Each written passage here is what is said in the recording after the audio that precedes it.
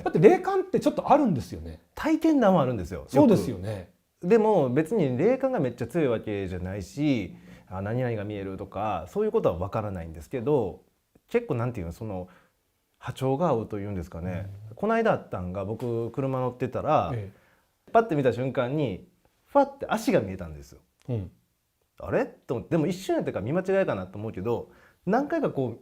うスッて見えるんです、でも明らかにおかしくて、その地面は下なんですけれども窓のこの辺に見えるから違うんですよ。でも足だけの、足からこの膝下ぐらいまで、でも何回か通るんですけど、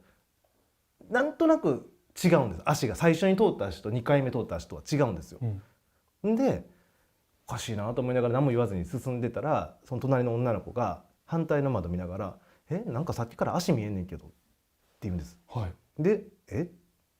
こういう感じでって説明したら「そうそうそうそう」ってなって「気持ち悪い」って言ってめっちゃ見えてたんです、2人ともその日。でそれから数日後にその一緒にやってる須田巻団のメンバーで、YouTube チャンネルですね。そうです。そのメンバーで載せた時に別にその話してないんですね。で後部座席に座ってた女の子のメンバーが「なんかさっきから足見える?」って言うんですよ。でどういうことと思って聞いたら全く同じ見え方で、気になったその一緒にやってるメンバーの男の子が調べてくれたら、その見え方って生き量らしいんですよ。だから僕えげつない量の生き量がついててみんなに見せてしまうっていうしかもその車に乗った人がみんな見てるわけですよね。そう、全員が全員じゃなかったんですけど、ちょっと霊感強いというか感受性強い方は見えちゃうみたいで。その車の中だけです？車だけです。なんかじゃあ国沢×車やばいですよね。確かにその車がやばかったんですかね。確かに中古車なんですよ。その足っていうのは、女性の足とかそういうのも分かるんですか？僕が見えたのは多分おそらくほんと 3,4 回パッて見えてるんですけど、おそらく女性。みんなも同じ？みんなもおそらく女性じゃないかとは言ったんですけれども、結構見えてたみたいで、他の2人は。で女性か男性かまではそんなに判別できんかったけど、おそらく女性じゃないかなとは言ってて多分体験あると思うんですけど、僕怪談がもともとずっと好きで、ゾッとする話とか出させてもらったわけじゃないんですよ。違うんですか？体験談があって証拠の写真があって、でそれを言ったら若手で探してますっていう中でオーディション行ったら受かって、それがハマったからスタッフさんに集めてくれって言われて集めた。そういう経緯だったんですね。そうなんです。出させてあげるから怪談語ってくれっていう、悪魔の取引をしたわけですよだから別に本当にめっちゃ好きかと言われたらそうじゃなくて、やっぱテレビ出たいからね、その一つの手段としていろいろこう取材してなんとか頑張って怪談話してたっていう。そうです、だから体験談もさほどもともとあるけれどもテレビで通用するぐらいのものではなかったし、だからいろんな人から集めてて、で先に DM とかもちょっと出始めたら相談メールみたいなのめっちゃ来るじゃないですか。でその中で先にエピソード聞いて、関東の中でやったら面白そうやったら会ってたんですよ、男女問わず。で会って直接お話聞いた方が分かりやすいなと思って聞いてた中で、一回夏場に若い女の子がすごい体験をしてて、ちょっと面白そうと思ってお会いしたんです。それ何年ぐらい前の話です？これ今から14年ぐらい前かな、14、15年前ぐらいの夏で新宿で待ち合わせしてあって、で、小柄なすごい可愛らしい子で、なんか日焼けとかもすごい気にしてるのかなと思うぐらいこうロンティーとかちょっと厚着だったんですよ。で「暑くないの?」って言いながら「大丈夫です」って言ってカフェ入っていってそのまま喋ってたんですね。で気さくな子やしすごい盛り上がってて、でしばらくしてから「じゃあちょっと何があったか教えてよ」って詳しいこと教えてって聞いたら、その女の子が20代前半やったんですけれども、中学校の時に遡るんですけれども、初恋をしたと。でその相手が一つ上の先輩で、めちゃくちゃルックスがいいわけじゃないけれどもとにかくスポーツが何でもできると。でバスケットがその中でも得意で、その地域の選抜にも選ばれるぐらい優れてて、このまま続けてたらすごい選手になるんじゃないかって言われてた頃らしいんですよ。でその姿とかもまたかっこいいなと思って憧れてて、で勇気を持ってバレンタインに告白したら向こうも好きやったって言ってくれて付き合えたらしいんです。でそれが初めての彼氏やって、やっぱ初めての恋愛やからもう四六時中彼のことを考えるじゃないですか。で、浮かれながら考えてたらやっぱりどうしても夢にも影響して夢でも彼とのデートのシーンとかが見れたりとかしてて幸せやなと思ってたんですけれども、何ヶ月か経った時にちょっと夢の方で毛色がおかしくなってくると。夢の方夢が、はい、でそれは別に彼の夢だけじゃないんで普通の夢は普通の夢なんですけれども、彼とデートをする夢に関して変な夢になってくるらしいんですよ。それが長い一本道を2人で仲良く手つなぎながら歩いてると、何十メーターか先に白いシャツでずっと指をくわえたままじーっとこっちを見てる男が立ってるらしいんです。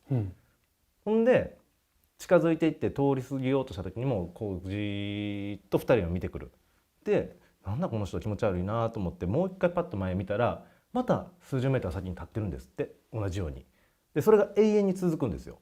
で永遠に続いてる中で夢の中でこれ夢だって気づいたらしくて、ぐーっと力入れておきおきおきおと思ってパッと目が覚めたと。で目が覚めたら、知らない夢に出てきた男の人なんて顔は覚えてないじゃないですか、でもなんとなくの雰囲気は覚えてて、それを覚えてるのは白いシャツを着てて指をくわえてる方の手の甲に大きなあざがあったと、っていう特徴は覚えてるらしいんです、でそれからしばらくしたらまた彼と夢を見るらしいんですけども、彼とのデートの。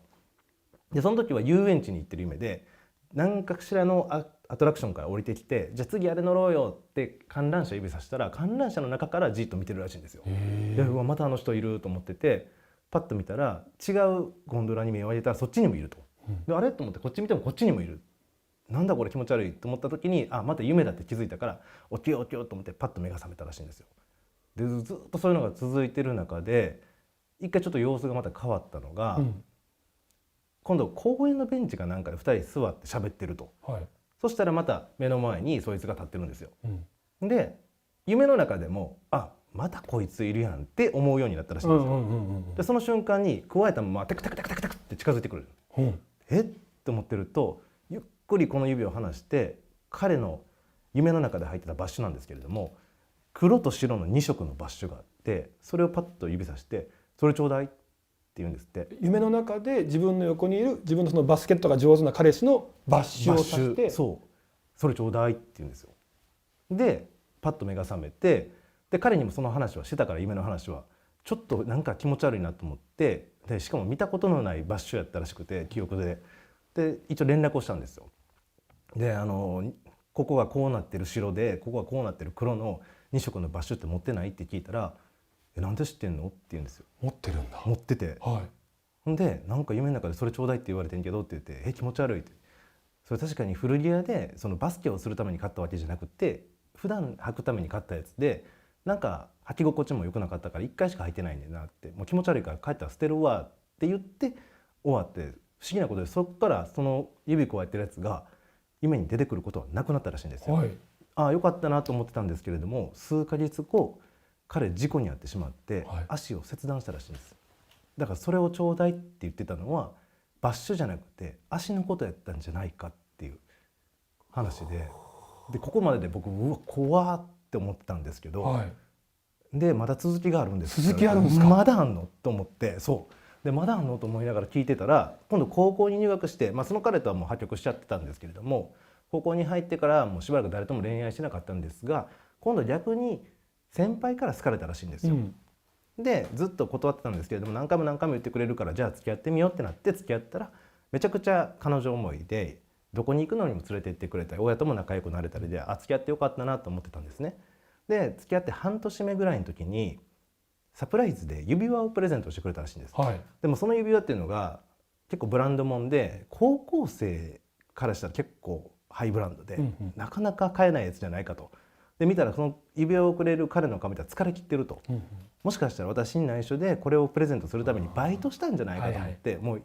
嬉しいけどもうやめてそういうのって言って、多分隠れてバイトしてくれてたんやろって言ったら、いやしてないよと、これは俺が子供の頃から貯めてた貯金の中から買ったやつやからと言って、でも顔疲れてるやんって言ったら最近寝られへんねんって言い出すらしいんですよ。でなんでって聞いたら、それが変な夢を見ると、それがお前とデートしてる時に限って出てくるねんけれども、なんか指くわえてる男出てくんねんなって言われて、ちょっと待ってと、それってもしかしたら手の甲にあざないって聞いたら、なんで知ってんのって言うんですよ。でそれ実は私も見てたって言ったら、彼も必死になってもう怖かったから寝られへんかったからどうやったら出なくなるの教えて教えてやって言ってたら、実はもう前に付き合った彼との夢にもそいつが出てきてて、それちょうだいって言って彼足なくなったって言って、でもそれ以降は出てこなくなってんって言って、なんなんやろなそいつって話をしてたら、彼もブワーッと冷や汗出してるんですよ。でどうしたんって言ったら、それがこの前夢でお前の手につけてるブレスレット見てそれちょうだいって言ってたっていうんです。はい、で僕そこで最後までこの彼女に聞けなかったことがあるんですけれども、彼女って夏やのに厚着してたじゃないですか。言ってました。なんかね、長い T シャツ着てたって言ってましたね。だからなんで腕がなくなったんですかっていうのは聞けなかったんですよ。彼女はその腕がなくなってることを隠すためにどうやら厚着をしてたみたいで、僕はそれに途中で気づいたんですけど、この子片腕ないなっていうの実際になかったんです。でもどうしてもなんか触れてはいけないだろうなと思って最後まで触れられなかったんですけれども、多分そういうふうに夢の中で暗示なのか何かがわからないんですけれども、そういうことがあったんですっていうお話を。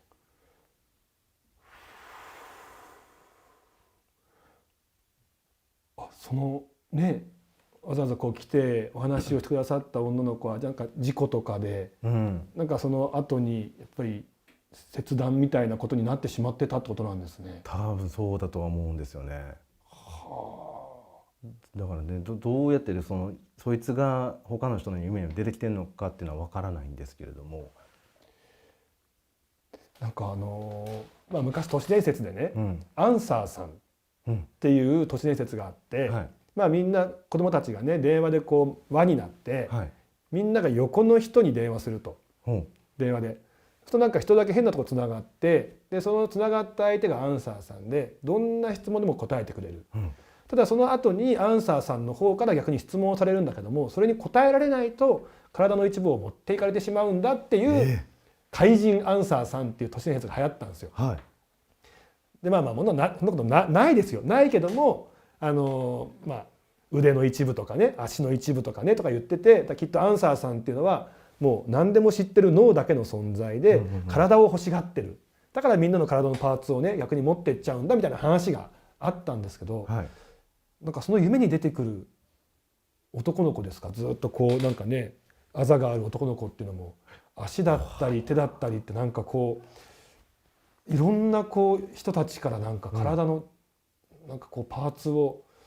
なんか取っていってしまうような化け物のような風に聞こえちゃいましたね。確かに。決して暗示のいいもんではないんですね。じゃあ気をつけろよってことじゃないかもしれへんもんね、それやったら。あと、この話聞きたくなかったですね。そんなことあります？読んどいて。いやだって多分だけどこれ見てる方たちも、もし今日ですよ、夢の中でどうでしたっけ、なんか指加えて白い T シャツ、白いシャツって白いシャツで指加えてここにあざがあってじーっと見てる男の人、夢の中出てきたらもうめちゃくちゃ怖いじゃないですか。確かにね。でしかも自分の横にいる大事な人に何かこれからあるってことですよね。そうですよね。本人じゃないっていうのも不思議なんですけど、あと急にですよ、誰か、うちの奥さんとかが、なんか昨日とか最近さ夢にさあんたとこうなんか出かけてる時に、こういうふうに見てる男の人がいるんだよねとか言われたらめちゃめちゃ怖いですね。それは怖いですね。どこ見てた？